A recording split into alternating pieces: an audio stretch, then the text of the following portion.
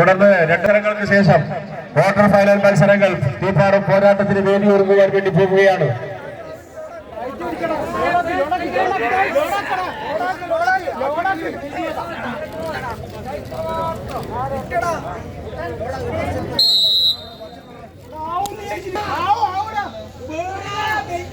ആദ്യ set town team കൂത്തുപറമ്പിന്റെ കൈകളിലാണെങ്കിൽ ദേശാഭിമാനി കൊപ്രക്കളം ടീം. ഈ മത്സരത്തിന് ശേഷമുള്ള ടീമുകൾ എത്തിച്ചേരണം. Deshabhimani Koprakkalam A team, red star Manenkara A ടീമുകൾ അടുത്ത മത്സരത്തിന് വേണ്ടി ഗ്രൗണ്ടിലേക്ക് എത്തിച്ചേരണമെന്ന് അഭ്യർത്ഥിക്കുകയാണ്.